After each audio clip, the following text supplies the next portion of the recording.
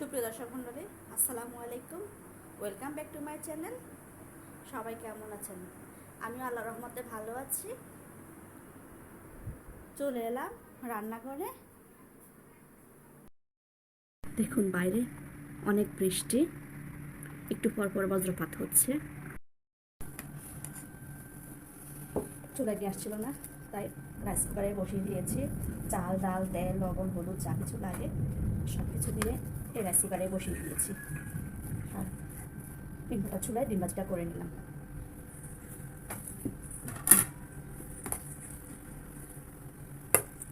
এভাবে করে বেড়ে দিলে খেতে আরাম পাবে, একটু ঠান্ডা হবে, একেবারে গরম গরম মতো খাওয়া যায়।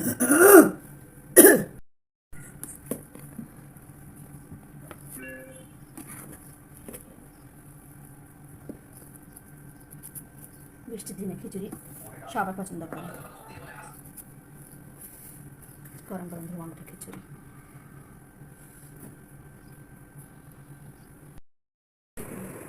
তার সাথে রেখেছি যে ডিম ভাজি আর এই যে আচার, বাইরে থেকে কেনা অবশ্য।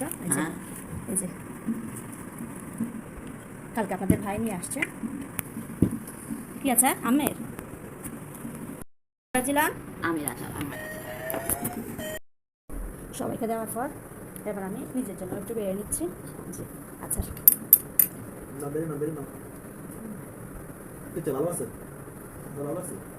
এটা কি আমের আচার মনে হয়? জলদরা আচার। হ্যাঁ, আচার দিয়ে খিচুড়ি, ডিম ভাজি আমার কাছে খেতে কিন্তু অনেক দারুণই লাগে। আপনাদের কাটার কাছে কেমন লাগে তা জানাবেন।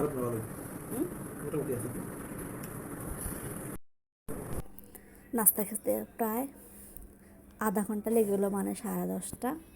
রান্নাঘরে চলে আসলাম আর শুকনো একটা কড়াই বসিয়ে দিলাম। চুলাটা জ্বালিয়ে দেখলাম সামান্য একটুখানি আগুন আসলো, আর এর ভিতরে আমি পেঁয়াজ, রসুন, কাঁচামরিচগুলো কুচি করে রেখেছিলাম তা দিয়ে দিলাম, সামান্য একটুখানি সয়াবিন তেল দিয়ে। তারপর একটু ভাজা ভাজা করে নাড়াচাড়া করে নেব, একটু রসুন পেস্টও দিব। রান্না করতে করতে চুলার আশেপাশে যতটুকু ময়লা হয় আমি চেষ্টা করি এগুলো মুছে নেওয়ার, কারণ অপরিষ্কারে যেমন দেখতে ভালো লাগে না, তেমনি রান্নাও করতে অবক্তি লাগে। আর বিশেষ করে মহিলাদের একটি অন্যতম স্থান হচ্ছে, মানে ফেভারিট জায়গা হচ্ছে এই রান্নাঘর। একটুখানি মানে সামান্য একটু লবণও দিয়ে দিলাম। আর এই যে দেখুন, এটা হচ্ছে কক্সবাজারের শুটকি, অর্ডার করেছিল, তো আমি খেয়ে ফেলেছিলাম। ভর্তা, ভুনা বা যাবতীয় জিনিস যেগুলো মানে করা যায়, ঝাল ঝাল জাতীয়, এগুলি করেছি আমি, অনেক খেয়ে ফেলেছি। আর একটা কি দুইটা এগুলো এখন এখানে দিয়ে দিলাম ভালো করে ধুয়ে। এই যে ধুয়ে দেওয়ার পরে আমি এই যে হলুদ গুঁড়ো, মরিচ গুঁড়ো দিয়ে দিলাম, সামান্য সামান্য জিরা গুঁড়ো আমি দিব না, কারণ শুটকি জাতীয় জিনিস আমি জিরা ধনিয়া ব্যবহার করি না, তাহলে শুটকির যে একটা গ্রান থাকে তা আর থাকে না। তারপরে যে নাড়াচাড়া করে কিছুক্ষণ ভাজা ভাজা হয়ে এলে সামান্য একটু পানি দিয়ে ঢেকে দিলাম। আর অন্য পাশ দিয়ে পাত সরিয়ে আমি একটু চা বসেছিলাম, কারণ 12টা-1টার দিকে আমরা একটুখানি চা খেয়ে থাকি, সেটা লাল চা হোক কিংবা দুধ চা হোক। আর প্রতিদিনের মতোই যে দুধ চিনি মিশিয়ে, বেশিরভাগ লাল চাটা সকালবেলায় খাওয়া হয় বা সন্ধ্যায়, আর এই টাইমে দুধ চাটাই খাওয়া হয়।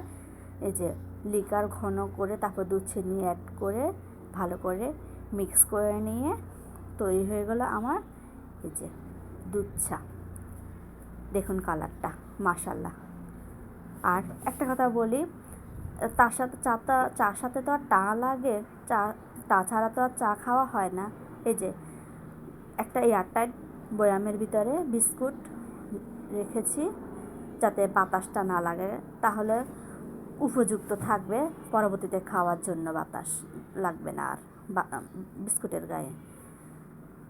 এই যে কথা বলতে বলতে চা বানানো হয়ে গেছে, আর এই যে আমার রেসিপিটাও তৈরি হয়ে গেছে।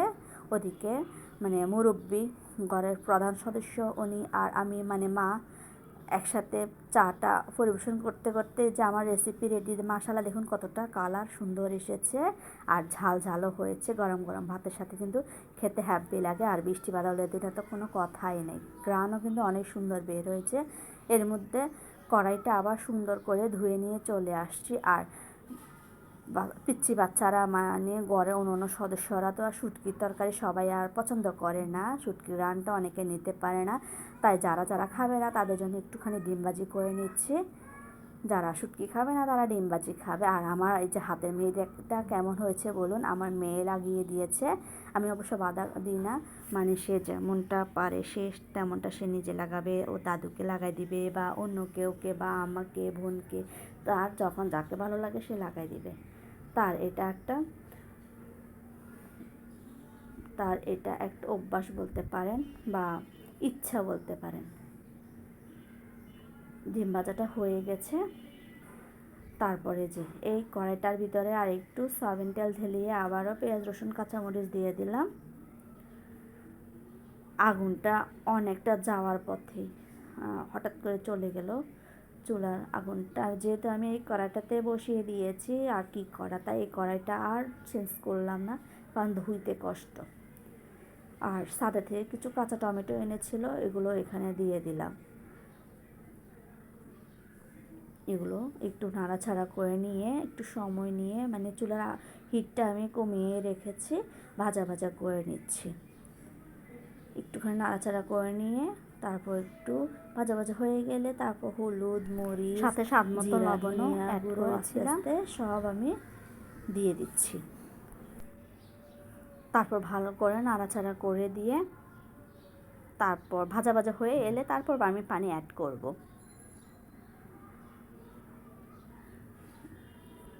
আপনারা কে কোন জায়গা থেকে আমার এই ভিডিও দেখছেন তা জানাবেন। আর আমি এই ভিডিও করছি ঢাকা, বাংলাদেশ থেকে। আপনারা সবাই কেমন আছেন? আমার এই ভিডিও যদি ভালো লেগে থাকে একটি লাইক দিন, সে সাথে কেমন লাগছে তা কমেন্ট করে জানাবেন। আর ভিডিও ভালো লাগলে অবশ্যই লাইক, কমেন্ট, শেয়ার করবেন, সেই সাথে চ্যানেলটিকে সাবস্ক্রাইব করবেন।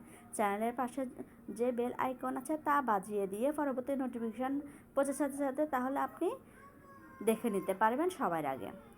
তো পানি অ্যাড করেছিলাম, আপনারা হয়তো ভিডিওতে তা দেখতে পেয়েছেন। কিছুক্ষণ ঢেকেও রেখেছিলাম। তারপর মশলা কষানো হয়ে যাওয়ার পর সুন্দর করে ঢাকনাটা তুলে নিয়ে তেলগুলো যখন বেশি বেশি উঠেছিল তখন আমি এখানে আগে থেকে কেটে রাখা ও ধোয়া আলুগুলো পাতলা স্লাইস করে তারপরে একটু পাতলা করে মানে মোটা না পাতলা স্লাইস করে কেটেছিলাম।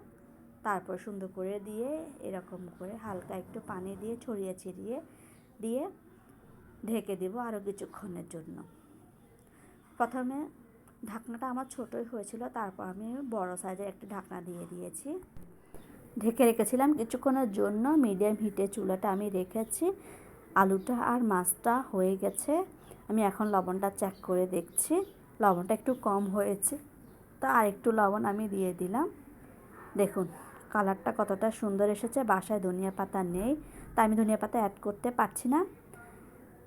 লবণটা আমি চারদিক দিয়ে এভাবে করে করে ঝোলগুলো সুন্দর করে দিয়ে দিচ্ছি, যাতে লবণটা ভালো করে ভিতরের দিকে ঢুকে যায়। এবার আমি নামিয়ে নেব। এটা মানে মাখা মাখা ঝোল করেছি। ঝোল একটা খুব আমি রাখবো না, আবার 2-1 মিনিটের জন্য ঢেকে রাখলাম যাতে তেলটা উপরের দিকে উঠে আসে। দেখুন মাশাআল্লাহ কতটা সুন্দর এসেছে কালারটা। বাসা অবশ্য আপনারা এভাবে করে ট্রাই করবেন। মাছটা কিন্তু যখন এনেছিল একেবারে ফ্রেশ ছিল, সাথে সাথেই আমি কেটে কুটে রেখে দিয়েছিলাম। এই যে কালারটা দেখুন, কাছ থেকে দেখাচ্ছি কেমন হয়েছে তা জানাবেন। এই যে মাশাআল্লাহ এখন ঠান্ডা হয়ে যাওয়ার পরে তেলটা উপর দিকে উঠে এসেছে। আমার কাছে কিন্তু অনেক লোভনীয় লাগছে এবং দারুণ লাগছে, অনেক সুন্দর একটা ঘ্রাণও বের হয়েছে। একটুখানি বেড়ে দেখাচ্ছি আলতোভাবে। দেখুন একটা মাছও ভাঙেনি। এভাবে করে অবশ্যই আলতোভাবে মাছগুলো রান্না করতে হয়, বিশেষ করে এসব নরম প্রকৃতির মাছ। অনেকে ভাজা ভাজা করে মাছ রান্না করে, কিন্তু আমার পরিবার মাছ ভাজা খুব একটা পছন্দ করে না, তাই আমি এভাবে করে কাঁচা মাছই রান্না করি। কাঁচা মাছ বলতে আবার অনেকেই বুঝে না, মানে মনে করে যে কাঁচা কাঁচা মাছকে কীভাবে খায়। না না, আসলে এভাবে করে রান্না করা মাছকে আমরা কাঁচা মাছ বলে থাকি। আর যারা মাছ ভাজা করে খায় এটা আবার অন্যরকম লাগে। এভাবে অবশ্য খেতে ভালোই লাগে।